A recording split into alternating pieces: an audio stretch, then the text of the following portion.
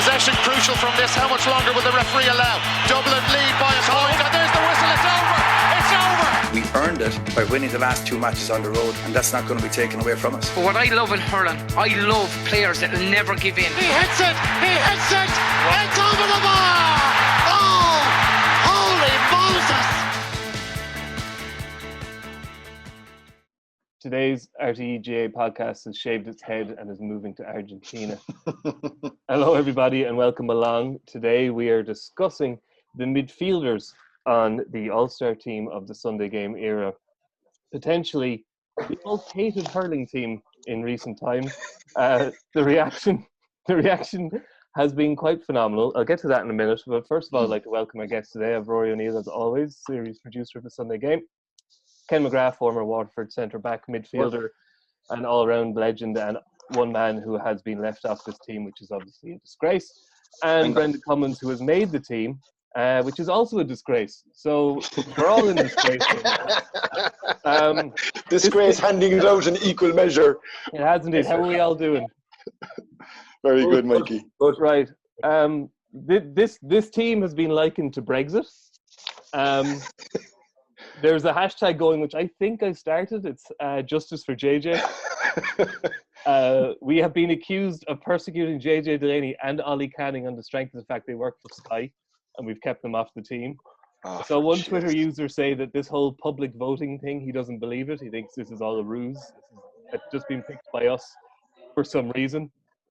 And I don't know if you know what ratioed means, but we've been ratioed on Twitter. When the team went up, we got 2 retweets, 49 likes, with 189 replies. When you have a tweet that has that many replies versus that many retweets, you know you've done something that's really annoyed people. Yeah. And we have really annoyed people. So just to refresh the memory for anybody, this is the team as it stands at the moment. We have in goal Brendan Cummins, who's stealing Damien Fitzhenry's spot and should be ashamed of himself. We have Dermot O'Sullivan, who's stealing JJ's spot and should be ashamed of himself. Pádraig Maher, who's stealing JJ's spot or Ken McGrath's spot and should be ashamed of himself. Brian Corcoran, Brian Lowe and Brian Whelan. It's a fine team, but as I said, it's getting an interesting reaction. So before we go on to talk about the midfielders, which are obviously going to get horribly wrong as well, because we're not getting anything horribly wrong. The public are voting. It's very transparent. Can I just say, I've totted it up. We've had over 43,000 votes for the 4 positions so far. Wow. Which is more than, a lot of constituencies in a general election. But people seem to think it's us. They seem to think the public vote thing doesn't exist. And this is my favourite. I absolutely love this. Brian Lowe is full back, flanked by 2 Corcoran, Brian Corcoran and Dermot O'Sullivan. Brian Corcoran making a very late drive to knock JJ Delaney out of the team. But you know what? If there's a shower worse than the Black and Tens, it's that shower above an RTÉ.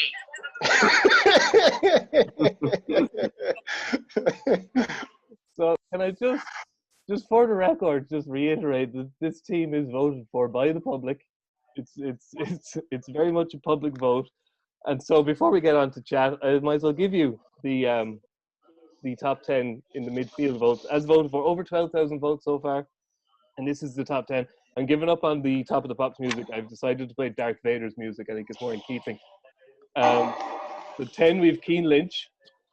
At 9, Jerry O'Connor. At 8, Colin Lynch at Clare. At 7, Frank Cummins, Kilkenny. 6, Noel McGrath. 5, Tony Brown.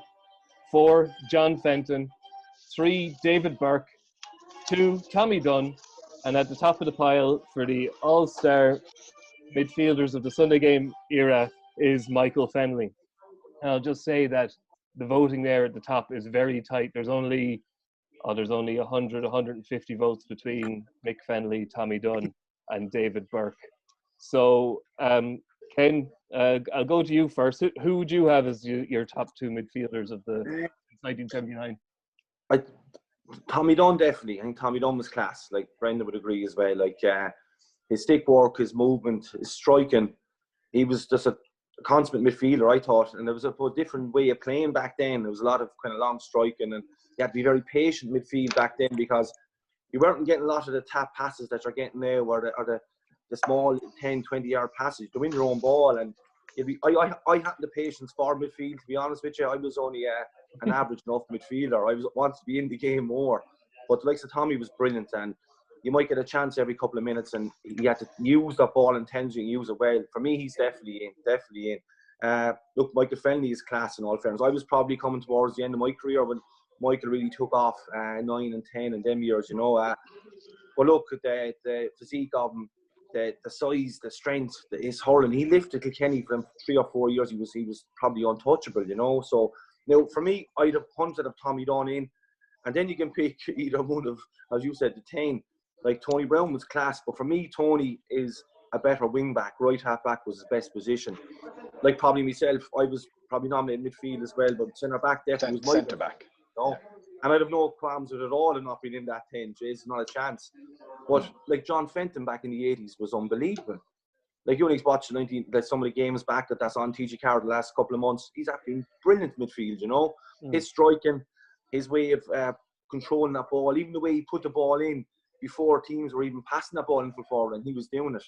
And his striking never left him down. So it's very hard to not have John Fenton in any top midfield team, in my view as well, you know. Where would you be, Brendan?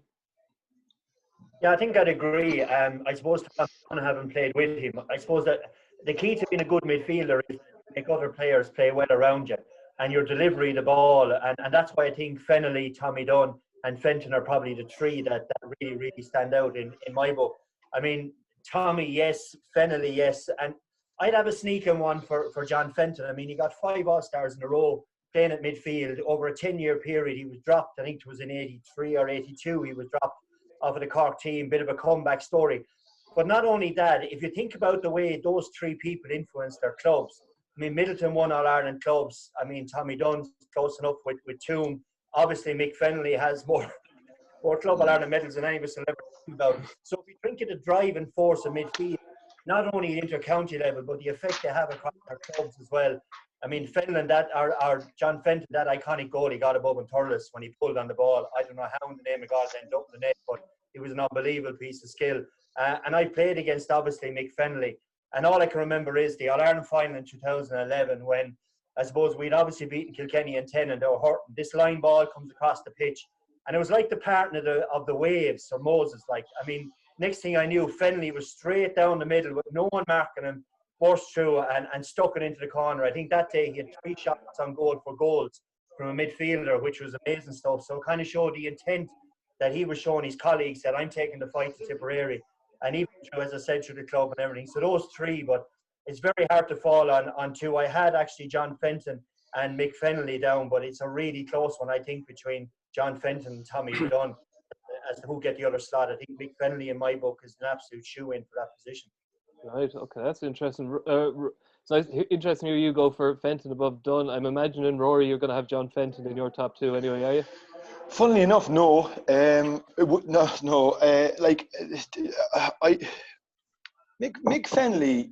Michael Fennelly became the consummate midfielder when the game changed to a power game that Tipperary and Kilkenny kind of more or less got into a joust with each other and left everybody in their wake around the 09, 10, 11 period. And he became almost, for me anyway, watching from the outside, he became, like, I would say probably the first name on Cody's team sheet, because to survive in those kind of attritional battles, and Brendan, you know very well, like the physical nature of that hurling, that the road that it took in terms of what the midfielders had to give you. Like you went from a situation where Kilkenny had Fitzpatrick, which was a sort of a dainty, sweet striker, but really good positional sense, to this sort of lording midfielder, pounding up and down box to box and being able to do everything. But he was a late bloomer. I mean, I don't think Mick Fennelly broke onto the Kilkenny panel and certainly nailed down a full-time position as a starting place until maybe, a lot of Kilkenny players tended to do that, maybe into his like 22, 23. Like even the year that he was captain, I don't think he was a starter. But the one player, again, going back to Kilkenny, that like he doesn't really get mentioned, and I know, look, this is probably like, I didn't really see an awful lot of him, and I'm probably the oldest here, so I doubt if any of the three of you would have seen much, but I just know the reverence with which Frank Cummins was held by my father's generation because of the fact that he played a lot of his hurling in Cork. He was a guard, I think, and he transferred down to the Rockies and played most of his hurling down there, but was obviously a Kilkenny legend. And like, if you even hear the way that Dunne and some others would speak about him, just a titan, an absolute colossus in midfield, strong, granite tough. I mean, like, really tough. And, you know, like, the only person that you could probably compare him to in the modern game is somebody like TJ Reid. But Frank Cummins, for me, would be in there. And the second pick would probably be Mick Fennelly, which would be Burke Kilkenny, which is a bit odd, I know, but sure, that's the way it is. Right. But the midfield role, though, over the years, Rory, you're right in touching on that. It all depended on the style of play the team wanted. Like, you take Gerald Loughnane's team, you had Ollie Baker and Lynch in the middle of the field. Two absolute warriors, because that was the way they wanted to play. Then you move on to Cork, where you Tom Kenny and the O'Connors. Athletes. Yeah, it was. I won't say it was just a running game. It was fluid. It was transferring the ball through your feet from one to the other. Then you bring it on to the powerhouses of Mick Fennelly, we'll say, and what Tipperary did we'll say we had Shane McGrath around the middle of the field, who was, while he wouldn't have a big physical stature, he was certainly robust and aggressive around that area. And now you look at where Tipperary have gone with Noel McGrath, where you have a playmaker type in the middle of the field who receives the ball in his own half-back line and pings it over where sweeper would be to stop a forward line moving. I think that's where Padraig Mahoney, from a Waterford point of view, Ken, would probably end up. I would have thought through the rest of this summer if we'd any hurling, where the supply of the ball in has to be a better quality. So that kind of player is needed, a good striker of the ball. So the game evolves depending on what each team's tactic is in the way they want to play it. Yeah, a lot of the teams, I suppose, when we were playing, you'd always have a midfielder who's a real good striker of the ball. And we always had, I wouldn't say a mulliker, but we always had a You need a mulliker though, Ken. Oh, you need one. And Peter Creedy for years. Peter Creedy done some job for us midfield, and he went and he kind of worked well with Tony Brown, who was up and down the pitch. And we always, that's the way we like to play, and the way Justin and Gerald always wanted a probably street striker and a real workhorse in there. And back then, a lot of teams had that. Even look at Limerick, you had Mike Houlihan, who was tough as nails, and Brendan would played against him, would cut you in half, but was a great striker of the ball and moved that ball at pace. And Kieran Carey, who got up and down the pitch as well. Like, there was a balance between a lot of midfielders. A lot of the midfielders weren't the same by no means at all. There was always a total contrast in 8 and 9. I always felt. And the fact that we see a much more possession-based game now, you know, like, and sometimes, and I suppose, Brendan, this would be a good one for you with the puckouts travelling as far as they can, and sometimes bypassing midfield. How has the role changed for the modern game? Like the Cian Lynches, like how are they able to impress on a match these days? Well, I think it's more reliant now on their hurling brain, we'll call it, to pick the pockets. I mean, you see Jamie Barron's influence on matches had decreased since Ty de Burke isn't around. Why? Because Ty de Burke gets the ball in that sweeper role. The first person he's looking for is Jamie Barron. And Jamie knows him. He's there with the hand out like that, give me the ball, and I'll play from here. And it allows your defence then to stay in their structure. Because if a halfback now comes up the field, there's a hole left behind him. So he now has to move through the lines. We're sick of saying it, but a midfielder linking with his half-back line is absolutely key. And then you take puck outs. I mean, Cork were excellent at it. If you look at the movement that Dunne had in front of him with Tom Kenny and the O'Connors and all, they were all moving to create space for their half-forwards to put a ball in front of Cronin and these lads. So all that side of it has certainly developed. The days for flogging the ball, like we've said in previous podcasts, is gone. And the midfielder certainly has a huge role in creating space for a half-forward line and becoming more of a link for the spare man in the half-back line to move the ball up the pitch. It's a nice role. I think it's a nice role. Like, Jamie Barron plays it to a T. His hurling, his first touch never lets him down. So he's looking for that pop pass the whole time, and he's on the turn. And I think Barron is at his best when he's getting the pop pass, but he's turning going forward. And that's the best midfielders I feel are doing that. Lynch is always looking up. Lynch is getting that pop pass from the half-back line, but he's looking this way every time. And that's where they're taking away that lumping forward. Or I know the ball is travelling so much further now, and at times if keepers are going long, they're bypassing midfield. But a lot of that plays around that middle third, and there's a lot of pop passing there. And if you're cute, and if you're brave enough to take that pass, which the best midfielders are now, you'll be on a lot of ball, an awful lot of ball, you know. And then it's about being On that positive. as well, Ken, it's a kind of a coaching point you'd be always trying to get to your midfielders is always have a picture of the pitch in your head. So if you watch Noel McGrath and that pass against Wexford across the bubbles, he looked to see what the world was like before he got the ball. Jamie Barron never receives the ball facing square his own goals.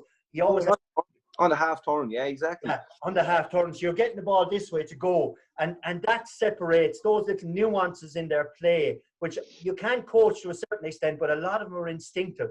Those are the things that separate the greats from the ones that you could nearly say, well, they didn't really get there, did they? You know, and that's the separator.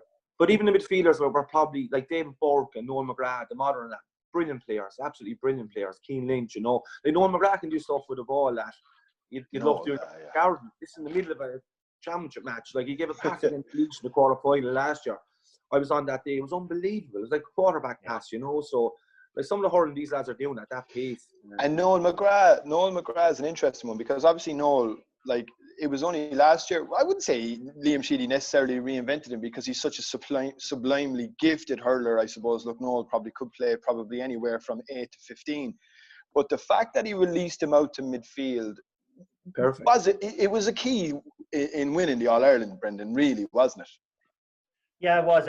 Yeah, it definitely was. I think when Liam would have looked at what teams would do against Tipperary, it's instinctive that you'd sit somebody back to try to cover the Tipperary full forward line because that's where the danger absolutely is. So then you start to say, can we get the supply better in? And Noel McGrath, the way he reads the game, like he's 2 or 3 steps ahead of everybody else. So he doesn't need to have burning pace. He has an amazing engine. He'll run till he drops. But the lads trust him. So if you take it, Paddy Maher and any of the halfbacks roll and get the ball, the first person they're looking for is Noel because he's the playmaker. And as well in the All-Ireland final, if you look at the grid of the final and his possessions, he got most of the possession in the second half, nearly around his own 45. Why? Because he knew his role was to get back to support Cathal Barrett. So when Cathal got the ball, he was to give the ball to Noel, and Noel then distributed up the pitch. And if you've got a guy, let's be honest with you, lads, ability is huge here, who can ping the ball 80 yards. Ken referenced there the pass to Shane Callan against Leeds. You can have as many defenders as you like. They're all dead in the water. The ball Takes him out. Putting a dunk there. Like you can't defend it like it's. So midfielders, it's fair to say, in the modern game, don't really play in midfield in the same sense as, say, Fenton's generation, or I'm thinking Adrian Fennelly or even Johnny Pilkington. When, you know, the ball travelled a shorter distance, positions were more static. Was it fair to say, Ken, in some ways, a midfielder's job was to keep the ball moving from defence to attack and maybe support attack and maybe to support defence occasionally, but you were more likely to hold your position and kind of you were kind of the go-between almost? Yeah, look, the game is constantly moving. Like the 80s midfielder were different to the 90s midfielder till I came along, say the late 90s, 2000s. The ball might, a lot of first time hurling back definitely when I started out, maybe the 90s, but it can evolve from that then. And like you look even Pilkin, Johnny Pilkin, he was some engine. He got that goal against Clare 95, and he was the first fella up there from midfield. He was getting up down that pitch, Ben. Like he had a massive engine. Adrian Fennelly could pull on a ball 70, 80 yards, which is not in the game now, but that's the way the game was being played at the time, you know. So the game, it changed over every 5, 6, 7 years, you know. Yeah. But when I came along, definitely a midfielder's job was to get the ball into the forward as fast as he could, however he could, you know. Now that's not how it works now. If a midfielder's not now, he's not going to last too long, you know. Yeah. But that's the way the game was. The ball would pop up there. You'd see the start of the first 10 minutes of any Munster Championship game. Geez, the ball didn't barely hit someone's hand. Like it was deadly out there, you know. It was dangerous at times, but that's the way the game was. But it constantly moves and moves. And now in midfielder, as we said, it's a link job. It's getting that pass. It's having a look. It's even trying that pass that you probably wouldn't have tried years ago, that you try and give that little ping with a bit of a curve. You can try these things now because the skill they have and how fast they're getting that ball from the half-back line, you know. Yeah, sure. Look, it's already been referenced, but since we're talking about ball not hitting the hand, look, we all want to watch John Fenton's goals, so look, that's sticking out. It's like it's a All-Ireland champion position in the 87 Munster semi-final. In the replay, hurling fans witnessed one of the greatest goals of the century.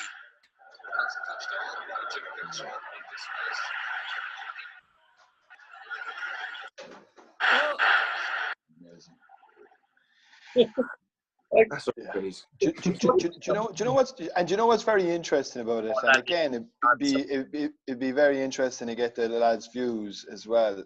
I mean, it's a ground hurling stroke, which, look, as an art form, there's many. Look, it's like carpentry and plumbing. You know, the plumbers back in the 1800s, they don't plumb houses the way they plumb houses today, and it's just an evolution of the craft and the art, and there's no issues there. But like, would any of you bemoan or lament the disappearance of ground hurling from the game?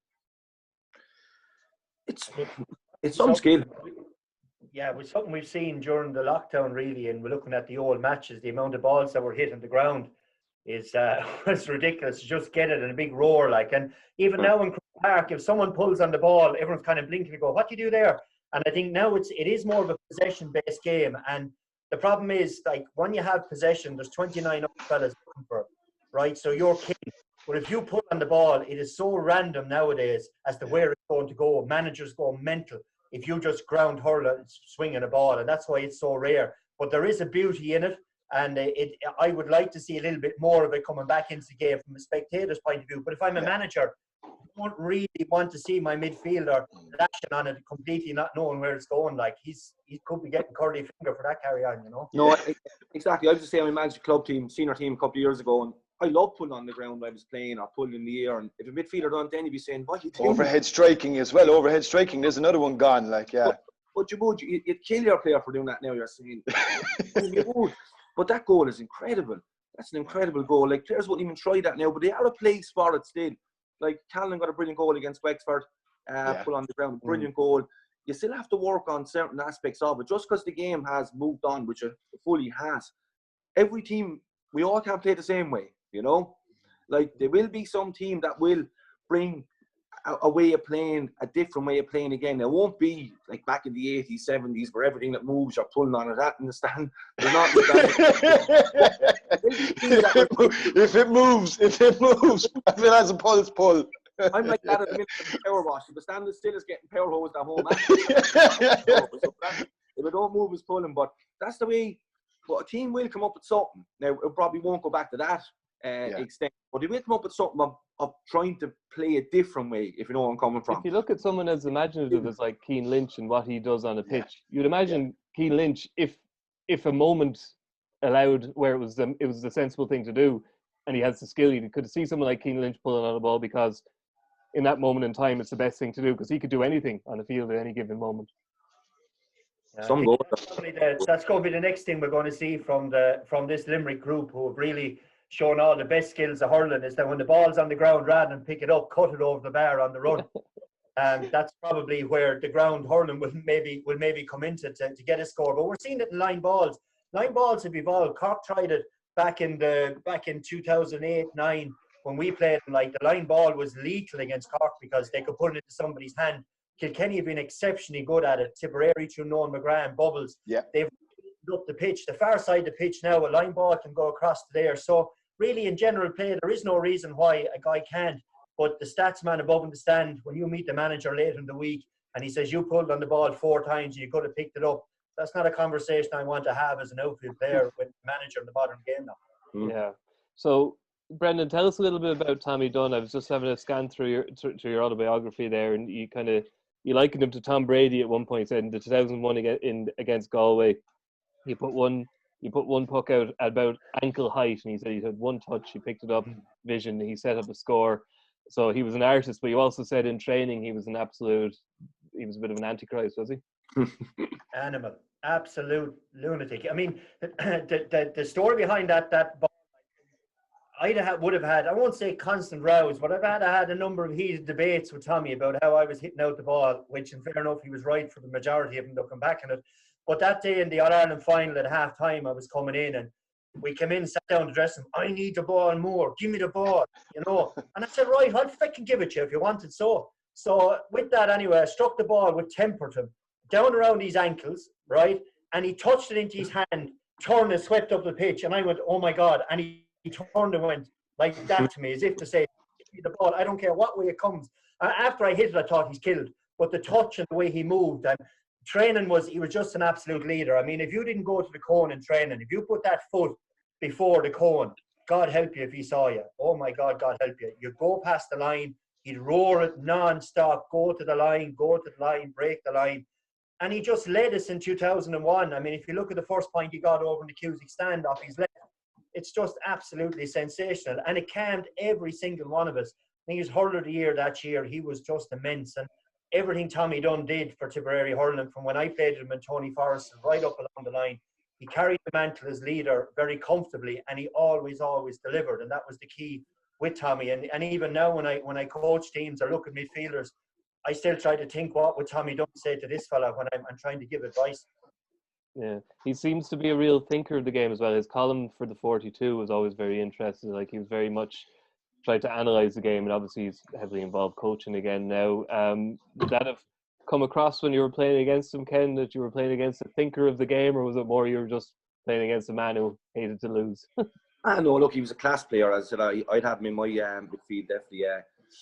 Just his hurling brain and his striking. And we only look back, and when you look back at the hurlies, the bosses were so smaller than they are now. Like, the point he got against Galway, Brendan's class, out to the left-hand side, over the bar, just on the sideline, and he's running back, and you see his hurlies really tiny, you know. So the skill level was incredible. What I love about him was he never mishit a ball.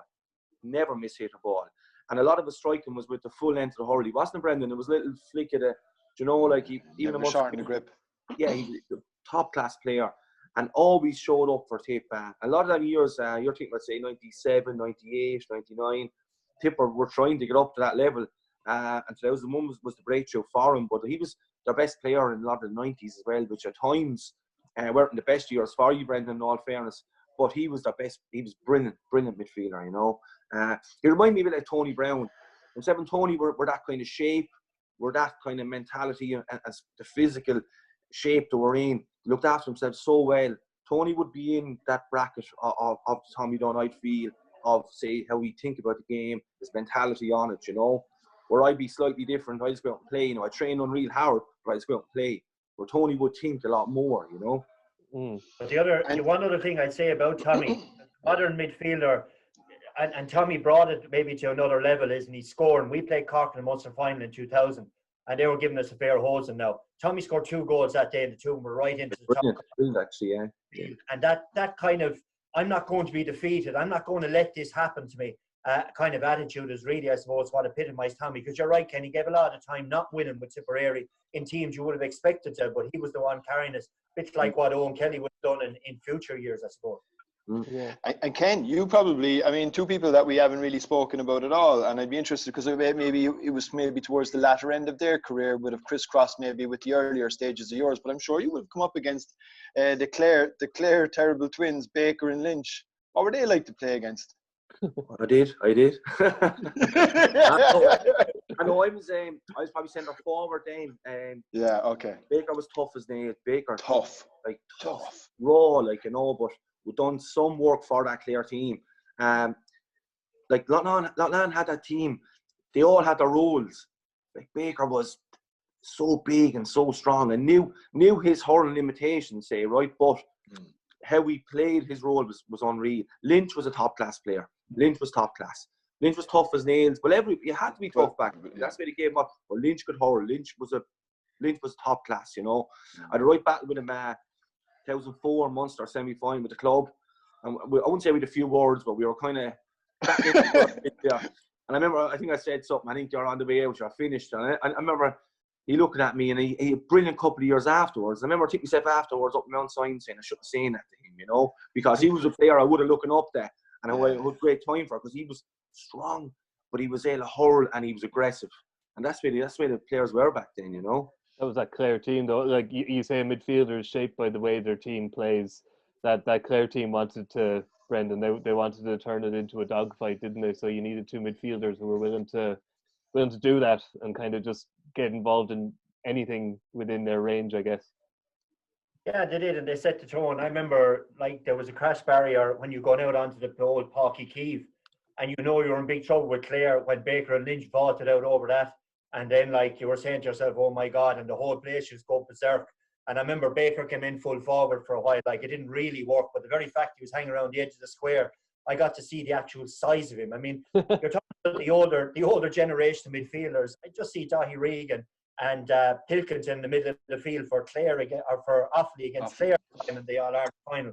Like, they could move as well. They weren't just two statues. Like, I mean, Regan had good legs in him. Pilkington, I think Larry O'Gorman is somebody we haven't mentioned at all. Like, when the old revolution came, Larry O'Gorman was a character. Everyone knows him off the field. Like, the character's a nice way. But if you get him like on a pitch, he was the absolute. We played them in the All-Ireland semi-final in 2001. Now, he took a shot and it flew past me. Like, he was another guy that was saying to himself, not today. Like, I'm going carrying this team as much as I can. We're not going to be bet. This kind of attitude. So there's countless different midfielders, but certainly Clare had absolute two dogs of war on those two boys. Yeah, don't worry. When the votes, quote unquote, are collated, don't worry. Fennelly and O'Gorman are going to be midfield. Unless, do you think we can fit JJ in at midfield? We'll just give him one of the spots.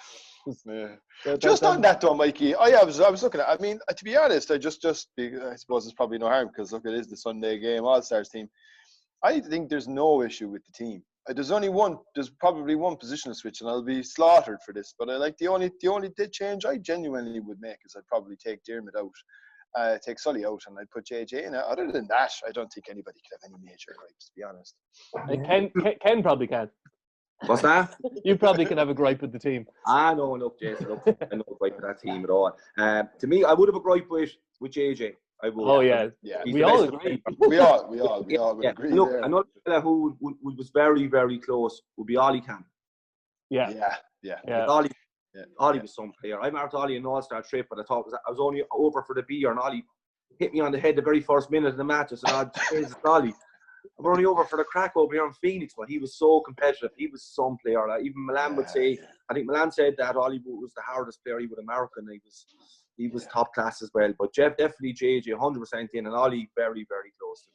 Yeah, no, I think we're in agreement. We'll wrap up here in a second, lads. I just wanted to kind of, I wanted to touch a bit more. I know we mentioned Mick Fennelly, but there's something about Mick Fennelly that kind of fascinated me. Was, as Rory said, he's kind of a late bloomer, and he was obviously troubled a lot by injuries. And you get the impression towards the end of his career, like, he must be the only player under Brian Cody who's kind of allowed not to train, so to speak. He did his bit of fitness work, but I think he was a bit of a Paul McGrath type. Yeah, a bit of a Paul McGrath type. I don't think he really had to train and so much, which kind of makes his performances all the more impressive. And I'd like to talk about David Burke a little bit as well, because I suppose he's similar in that he's kind of a very powerful athlete, kind of your box to box kind of midfielder in the modern game. But first of all, Mick Fennelly, like, the fact that the man, kind of, his body was broken for the last 2 or 3 years of his career just makes it all the more impressive, really, doesn't it? Brendan? Yeah, I think it does, and I think it also reflects the management of Brian Cody, where we all say that he takes this Darth Vader type approach where everybody has to do this and has to do that or you're dropped. I mean, Mick Fennelly had a special talent, and like him to Paul McGrath. On Sunday at 3:30, when the lights come on stage, that's when you need the lads to be right. And he could trust Mick Fennelly because, he's that kind of player that's so absolutely driven that he was going to perform on that day. And you can be sure Mick Fennelly did all he could in the days in between matches and the months when no one sees him training to do his rehab and prehab and all that stuff to be right. But he's just that kind of special player that even this year in the All-Ireland Club final, he looked like that. He's like a mummy, as though the bandages just keep them together. But he could play, I'd say, another 10 years if the body stayed anywhere right, because he beats it so well. And when he gets it, then he's always going forward with the ball, makes the right decision. And that's the thing of these great players. And Ken was the same when he played. They always looked like they had more time on the ball than anybody else. And that's the hallmark of it. And Fennelly certainly was the man. And whatever it took to get him on the road, Cody certainly allowed him to do it. And Brendan, just on that, because I'm just looking through the list again. Obviously, one of the people that he would have replaced on the Kilkenny team was Cha. Now, Cha, I remember when Cha first burst onto the scene. Cha's 11th in the voting, by the way. Yeah, Cha, he's which, Mikey? 11th. 11th, is he? Yeah. Well, I remember when Cha came on the scene. I think he was very, very young, and it was very unusual for Brian Cody to parachute anybody in that was like only 18, 19, fresh out of minor to go straight into the... I think, 19, yeah. He was 19 in 2004, Ken, wasn't he? Yeah. So he's only, like, that's the gas thing. Cha is only 35, like, but his career finished very early. And I actually remember I met him and I said, you know, Jesus, Cha, like, I thought you would have been gone on for a bit longer. I thought you would have got a bit more, you know. And then I was thinking about it afterwards, and I Googled it, you know, and I looked at what he had won. And I think he had something like 4 All-Irelands, young hurler of the year, senior hurler of the year. He was an All-Ireland winning captain. He had 3 All-Ireland clubs, and he had a lash of All-Stars. And then I was saying, like, to quote Georgie Best, where did it all go wrong for Cha? Imagine what he could have done. Yeah. But I'm just wondering, like, you know, in terms of because I just do what a sweet striker at the ball. I mean, geez, the ping when you'd hear him, because I remember watching him playing Fitzgibbon for what's the place in Drumcondra, and he was just a joy to watch. But did he just fall out of favour, do we think, because the game changed, or could he have adapted because obviously Kilkenny and Tip took off with that power game? Was he left behind in that, do you think, lads? Cha had everything, right? Cha had everything. I just think that was a personal decision from Cha. Okay. Just I don't know if he really, as you said, won everything. He was a top player. Like, Cha didn't need space. Like, Cha's hurling was unreal. Like, Cha could a phone box Cha only needed out midfield when it was like bodies out there, and he'd move that ball, bang, bang, get it in, and put it in the right spots. Because the game was changing at the time. He was able to put it in front of the lads, put it wherever they needed it, and he could score. I just don't think Cha wanted it anymore, you know. Yeah. He might have lost the graft for it, like. I don't think the game. He could have definitely changed with the game because he had everything. I just don't think he probably wanted it anymore, which can happen, you know. Which can happen, yeah. Yeah, and just then before we round up, just because he's third in the voting, and we. You know, want to talk about this voting because it is all public voting. David Burke, would you say is he the best still playing at the moment, Brendan, do you think? Yeah, he has to be right up there. I mean, like, no matter what the 11 names now, including Chad, that you're talking about, I think any one of those players over any generation would have adapted their game. They would have went away and rebuilt themselves, whether it be physically or whatever they needed to do to keep competitive on any given Sunday that they played in, and that's why they're in the elite of it. But certainly, yeah, David has been really, really good in a time with Galway when it was racked with so much kind of uncertainty trying to find the Holy Grail and all that, like in the All-Ireland final against Waterford, you know. Sorry, again. And get captain and get man of the match. I mean, Jesus, dreams, stuff of dreams. Absolutely, it is, you know. So in those moments in time, these guys step up, and that's the biggest tribute you can give to them, you know. And David certainly is one of those players. And you know, then went a little bit off the boil, I would say, then the following year slightly. But we're starting to come back again this year in the league and all to some bit of form. But certainly when he plays, Galway have a serious chance. And those around him play well. Joe Canning plays better, Dunne plays better. All those lads play better when David Burke is bombing up the middle of the field. He's poetry in motion when he's going forward with the ball. And if you look back, say, if you're probably trying to say the highlights of David Burke's career, a lot of his points would be 3 or 4 steps away from man, on the run over the bar. Like, he's a brilliant, a sweet striker of the ball. As you said, Brendan, always turns up in the big games. He's some hurling done, lads, and that's probably like Thomas's as well. Hurling. Yeah, a lot of hurling done. A lot of hurling.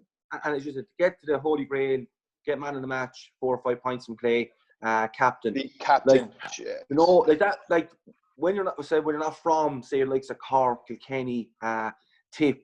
So in Ireland is so big. That probably would take a couple of years for him to get himself right again, you know. And I think if things, we don't know what's going to happen this year, but we haven't seen the last of him at all. But if I think back on his career, to be going forward on the run, sweet strike every time over the bar, you know. He's some striker of the ball, and he's very accurate as well, you know. Yeah, we do tend to ask this at the end of these podcasts. Who would be who would be the midfield of players currently playing? So would I think you'd put David Burke in there? Would you be partnering him with Noel McGrath, Cian Lynch, or would there be someone else you'd fancy, Ken? To me, I'd have Noel McGrath. I'd have great time for Noel McGrath. I think he's a class forward. I think he's even a better midfielder. I think the whole role suits him. On his day, I'd have Jamie Barron in there. I think Jamie Barron is class. for a couple of years there, he was nearly unplayable for Waterford, you know.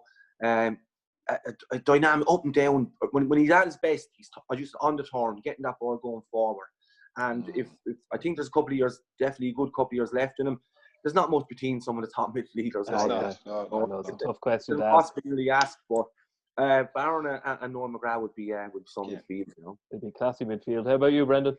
Yeah, look, I'd agree with Noel McGrath, but I go with Cian Lynch. I go for that all stick work, fancy tricks midfield, because I'd reckon on any team I'd have that I'd want my forwards to be getting the perfect ball every single time.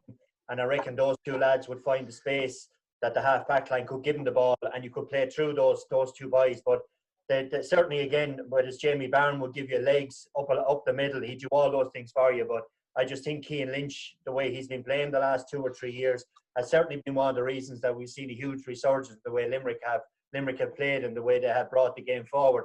The last thing I'd say on the break we have, I think it'll prolong a lot of players' careers, the 6 months or 12 months, however long we have off, because their bodies will get a chance now to recover. Yeah, that's a good point, Recuperate. I think of the likes of Joe Canning, I think of Noel McGrath, I think of Paddy Marsh, Shamie Callans of this world. Now, I'm not saying that they're ancient, but I am saying that if you listen to rugby players about how they can prolong their careers, it's all been about rest, recovery, doing the right stuff in the gym to build up the body, getting a gap in your plan where you've nothing else going on. And we have that period now. So these players have a huge opportunity to get in with the rest and see coach to prolong their careers now. And they'll come back, I believe, with a freshness, a new look at the game that we've seen before, and appreciation for what they have. And I think that'll energise them to go another couple of years in there. It's a great point, isn't it, Ken? It is. Look, when you get to a certain age in their county, it's all about recovery, you know. And if you're like, the league was really ramping up and you were getting ready for these months now, and then all of a sudden it's taken away from you, and you kind of go, right. At times when you get a bit older, you know, you have doubt yourself, do you really want it, or am I going to keep going? And this will either prolong careers or finish careers, you know. And I think, to be honest with you, with how long this is going on and how kind of serious the whole thing is, players will be mad to go back out there again. They'll be mad to go back training. Mad to even meet the lads into the practice press room, the whole environment.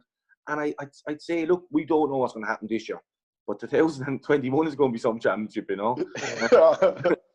I'm looking forward to the return of JJ Delaney, and we'll get him into that team somewhere or other. Lads, we'll leave it at that. I'd like to say thank you very much to Brendan and to Ken for joining us, and to Rory as always. Thanks, guys. Thanks, Mikey. We will be back tomorrow with the football midfield podcast, where we'll have to find a reason to leave out Sky employee Dara O'Shea. But we'll get to that tomorrow. So for now, I'd just like to say thank you very much. Please do subscribe to the podcast or catch us on YouTube, and we will talk to you again tomorrow. Thank you very much. Cheers, lads. Good night. See you. Possession crucial from this. How much longer will the referee allow? Dublin lead by a point, and there's the whistle. It's over. It's over. We earned it by winning the last 2 matches on the road, and that's not going to be taken away from us. But what I love in hurling, I love players that will never give in. He hits it. It's over the bar. Oh, holy Moses.